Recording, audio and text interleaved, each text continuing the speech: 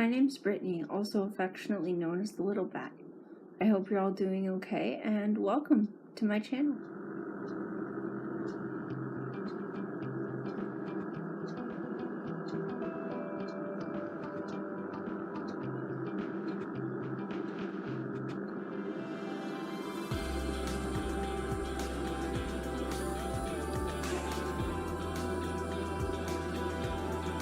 Hi friends, I hope you're all doing okay. Today I thought I woke up this morning and I was kind of in a very sort of Harry Potter mood. I watched the movies last night and I was just in a very sort of a mood for Harry Potter this morning. So, with that being said, I thought I would film a Harry Potter video. My Harry Potter houses are, I am both Ravenclaw and Slytherin. I took the official Harry Potter house test on J.K. Rowling's Pottermore site. I took it twice. The first time I ended up as Ravenclaw, second time I ended up as Slytherin. So, which is kind of ironic considering my husband also took it, and the first time he ended up as Gryffindor, and the second time he ended up as Hufflepuff. So we've kind of both agreed that we each have two houses. Yeah. So today I thought I would do a little sort of a discussion video,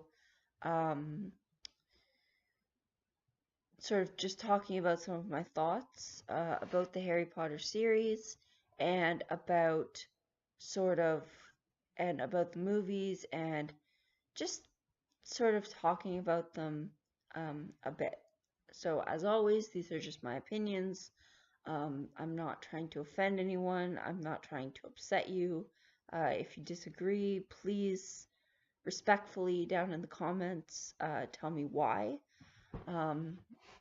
But yeah, I just thought I would go through a few points of things that sort of stuck out to me with the Harry Potter books and series that I feel really should be discussed.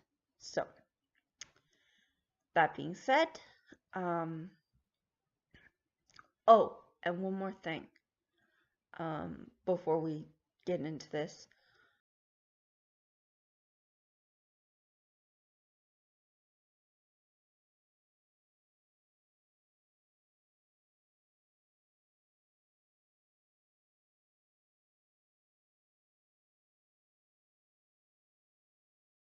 Spoilers.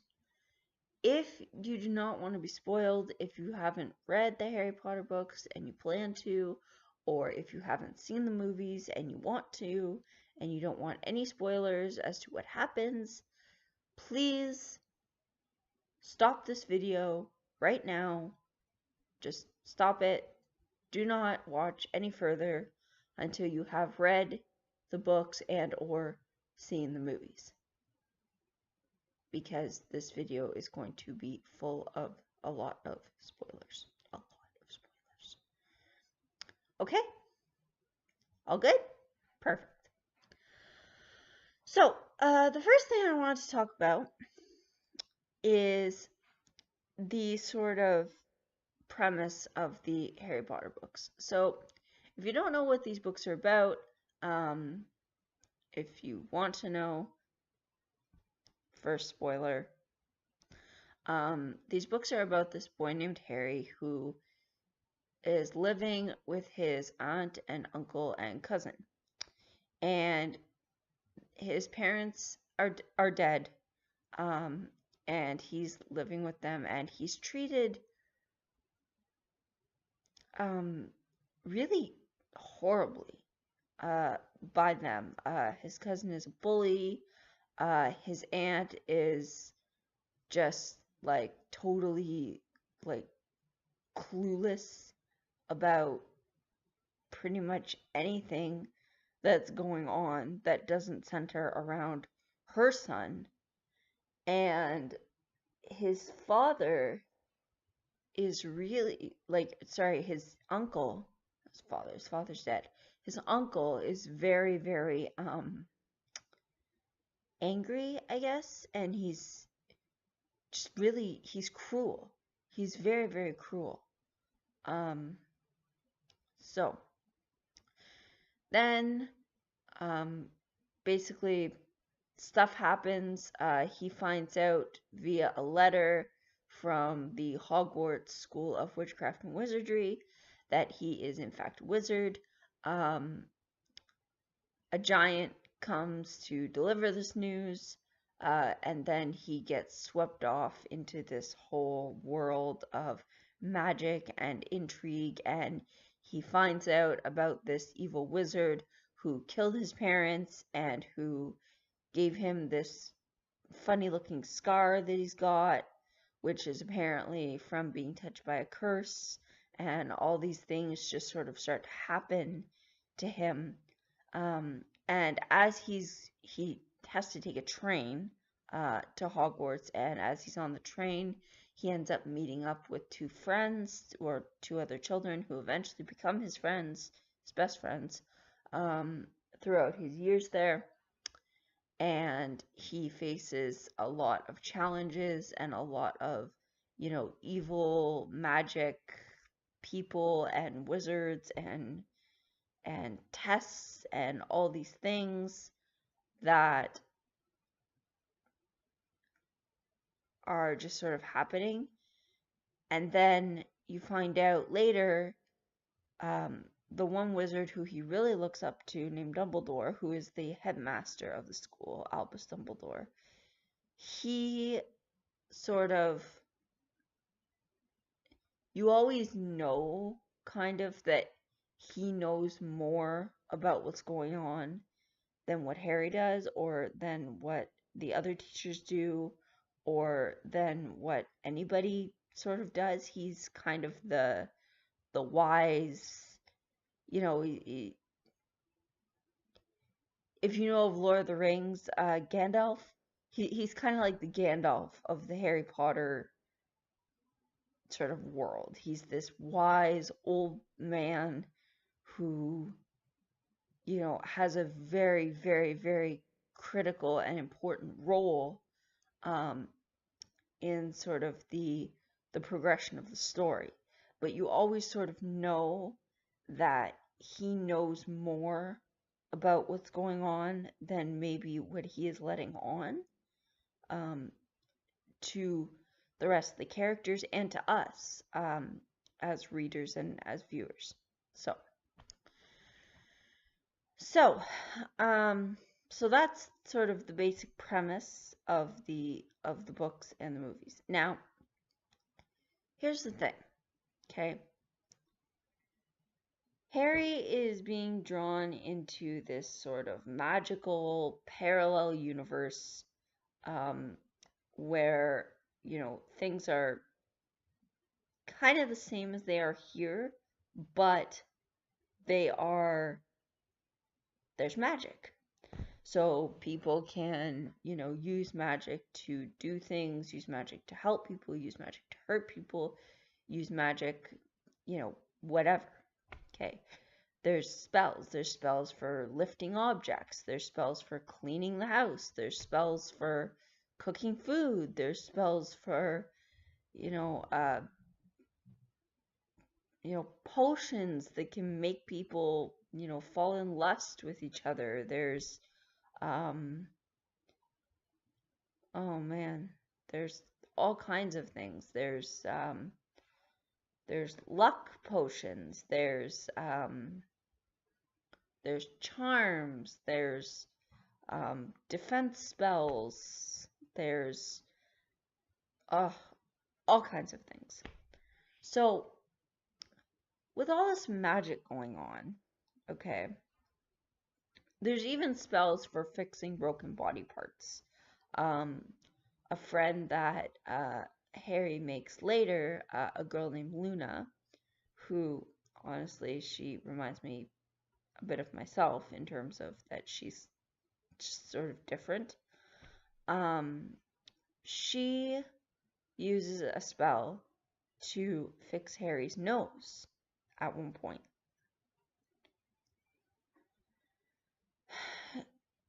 And Hermione, who is one of his friends that he met when he first went to Hogwarts, she uses a spell as well to fix his glasses. Now, there's always sort of this feeling that the J.K. Rowling sort of gives that the magical world is somehow sort of more advanced, I guess, than the Muggle world, because you have all these things, you have all these spells, you have all this stuff that they can do that Muggles or non-magic people, just regular people, cannot do. Okay? So there's always this sort of expression of power and responsibility that comes with that power, and sort of these lessons about what it means to be able to do things that other people cannot do, and how that can be sort of looked at as a good thing, but it can also sort of be looked at as a bad thing by some people, because people have a tendency to fear what they don't understand, and fear is such a powerful thing. I mean, fear will drive a person to do things they never thought they'd do. Believe me, I know. But I guess the point that I'm trying to get at here is that the magical world has always been sort of shown in these books and movies to be more advanced than the regular everyday world, okay? So, if that's the case, okay, why? Oh, and yes, there's spells that allow them to teleport from one place to another.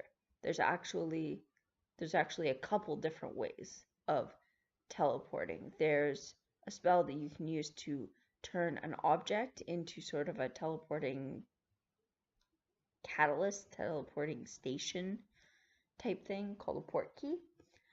And then there's also this dust that you can stand in a fireplace and throw at your feet and just announce where you want to go, and magically you're there. Okay? So my question is, if they're able to do that, why is it that when they go from home in the regular old world to Hogwarts, why is there no magical mode of transportation there? Why are they taking a train? Yeah, a train. A steam engine rolling train. They have the ability to teleport, and they're still spending hours and hours and hours to get where they need to go on a train. I don't understand. It just doesn't make sense to me. The next thing I have to talk about, and I'm sorry that the lighting is so really awful. Here, I'm going to try to adjust the camera a little bit. There we go. The next thing I want to talk about is Harry's glasses. Okay? Why does he wear glasses? And this might seem like an odd question, but think about it again. Magical world, more advanced. Even in our mundane, regular world, we have laser eye surgery to give people 20/20 vision. Yet, in this magical world where you have all these spells and things that can do things like fix things and everything, you can't fix a person's eyesight? Not feeling it. It's not making sense to me. Oh, if you're wondering why I have these like wickedly awful dark circles under my eyes, yes, I'm aware. Thank you. Um, I haven't been sleeping well, as I think I said in my last video. I just I haven't been sleeping well, um, at all. And unfortunately for me, cucumber slices just don't do it. Um, and I don't wear makeup. Um, I won't. The most I will wear is like lip balm, chapstick. Um, I just sensory wise, I can't stand the feeling of anything like on my face. I just no. I mean, face cleanser isn't so bad because you wash it off, but to have something put on my face and to have it just stay there and like sit on my face, no. I'm sorry. I just I can't do it. So, moving on. The next thing I would like to talk about is the amount of books slash movies in the Harry Potter series. Yeah. So, here's the deal, okay? I personally felt like there did not need to be that many books slash movies in the series. Like, I sort of knew from the first sort of, well, I wouldn't say from the first. I'd say probably from, by the time you get to about the third book slash movie, you kind of know that there's going to be this big epic battle between Voldemort, who is the villain, and his big band of Death Eater evil wizards, and then this sort of the Hogwarts staff and the good wizards and Harry and all these people. You you know that it's coming. You know that this big sort of epic battle is coming. And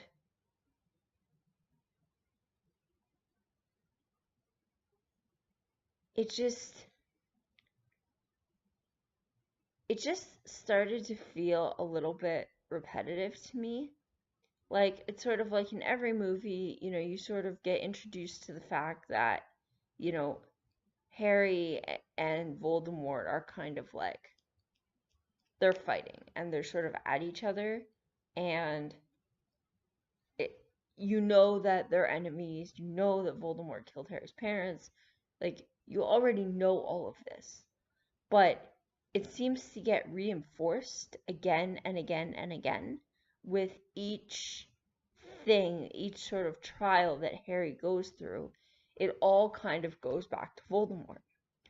So by the time you get to the third movie, or sorry, the fourth movie, like first, second, and third movies and books, I thought were excellent.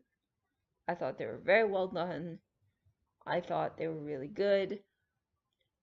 I felt like Sirius's character was a little bit, and his relationship with Harry was a little bit sort of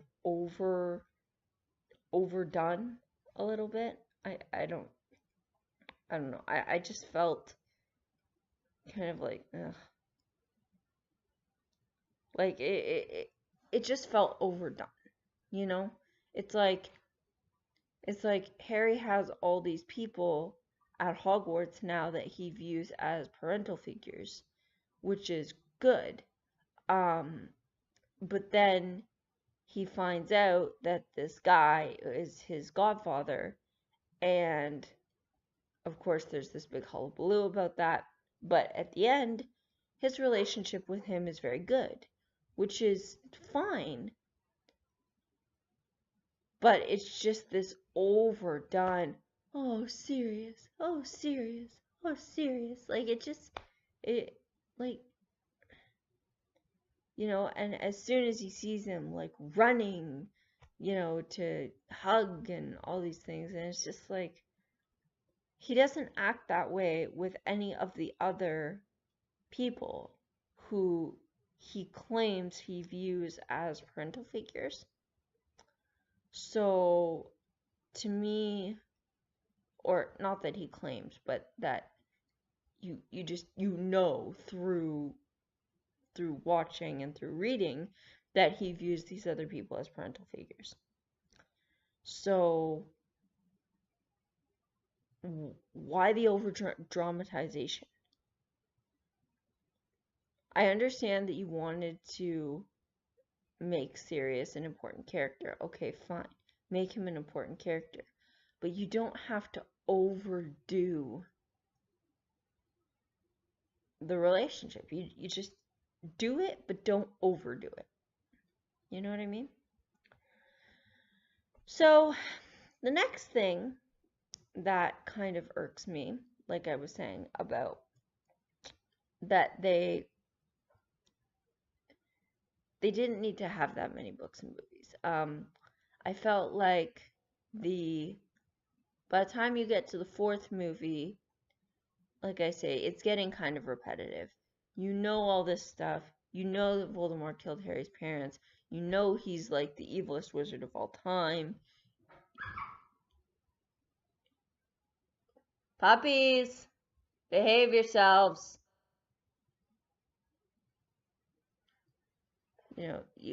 Sorry. My husband and I, we have 2 puppies, and one is going to be an emotional support dog for my husband, and the other one is going to be a autism/anxiety service dog for myself. So they're still very young though. They haven't formally started their training yet. I mean, they've started just the basic, come here, sit, lie down, that kind of thing. But right now they're just outside together playing. So anyway, moving on. So yeah, so basically I felt like by the time you get to the fourth book, you know sort of what's going on. You have a general idea of what's going on, of sort of where this is going, I guess. And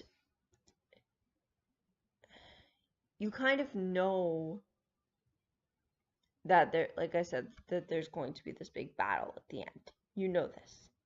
You know it's going to be this big battle. You're fairly sure that Harry is going to win because usually whatever happens, which is one of the things that we love about books and reading, is that, in some way, shape, or form, the good always sort of triumphs over evil. And at the end of it, things are, sort of resolved and made sense of. And this is one of the things that we love about books, especially about books aimed at younger audiences. Now, I don't know if J.K. Rowling made so many books because she wanted to challenge younger readers to say, you know what? I understand, like, you're reading through a series, but most young readers, they only read, books that are like that, So I don't know if she was leading up to Order of the Phoenix, which is like it's a big book, to challenge younger readers to read more thick books. If that's the case, then okay, I get it, but I really felt like the fourth book was kind of / movie, Goblet of Fire. I really felt like it really just didn't need to be there. Like, honestly, I really felt like it was just a filler. Like I said, you already know all these things, and and the Order of the Phoenix it's important because it goes into sort of how, Harry sort of assembles his team, I guess, sort of to be ready to take on Voldemort when the time comes. Okay? And also in Order of the Phoenix, you learn a lot about um, Dumbledore and when they sort of there was a war, years and years and years before when they were all sort of fighting against Voldemort the first time. So, which then informs Harry of some things that, he might want to consider when he's sort of assembling his group to fight against him the second time. And also, it's just a good story. You learn about the prophecy, you learn about him being the chosen one. You sort of see him struggling with what that means. Um, in terms of, does that mean that when he's the chosen one, okay, what exactly does that entail? And when he finds out that at some point one of them or both of them will have to die, you see him starting to struggle with that too, with knowing that he will either have to kill someone or die, or at least that's what he thinks. But then you find out later that all along Voldemort had to kill Harry in order to die himself, I guess. So, and then of course, Harry's able somehow to come back to life, and, things get sort of resolved. But the point is that The Order of the Phoenix is a very thick book, and it's thick for a reason, and it's important. It's a very important turning point in the series. But the fourth book, The Goblet of Fire, Harry goes to school, enters into this tournament, or gets entered into this tournament despite not really wanting to. There's sort of all these characters, like this reporter who's sort of stuck in there, and then there's, this guy named Cedric who sort of becomes a friend of Harry's and ends up dying, and it's sort of this sort of, sorry, my knee's really itchy, this sort of ridiculous, like, it's just, and it kind of made a little mini story about Harry and going through these trials and Cedric, and then you kind of see Voldemort sort of, again, it kind of gets reinforced about Voldemort and sort of, who he is and what he's done. And then him and Harry sort of meet up at the end in this graveyard thing. And there's this professor who gets hired on, but who isn't actually a professor. He's actually the son of the Minister of Magic, who happens to be a criminal, who ends up just sort of working for Voldemort, but then sort of going into the castle and disguising himself as this professor and like teaching the kids. And you know that he's doing it because he feels that he needs to, for Voldemort, he needs to get Harry to this graveyard. And so he kind of rigs the whole thing, basically. The whole tournament is basically rigged, and, you find out later that, this has happened and all this stuff, and it just feels very forced. It feels like filler. It really, really does. It feels like filler. Like, they basically tell you about, she basically tells you a bunch of things that you already know, and then sort of sticks in this little mini story about Harry and this tournament and everything, and then kind of sticks in this little piece of Voldemort at the end to kind of lead into the next book.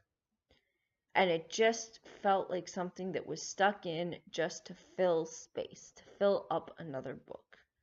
Like, you know, I would have rather seen her cut the Harry Potter series down by one and then taken that book and made it into a separate but related book, like a, like a novella, basically, of, um, you know, hey, by the way, you probably didn't know that, in my, fourth or fifth year, I guess it would be, because then the Order of the Phoenix would have been the fourth book, so it would have had to have been the fourth year that he was there. Would have had to have been the Order of the Phoenix, and then continued on. So fourth, fifth, whatever you want to say, during that time at Hogwarts, these are some of the things that were happening to me, and maybe tell it from Harry's perspective, instead of this sort of,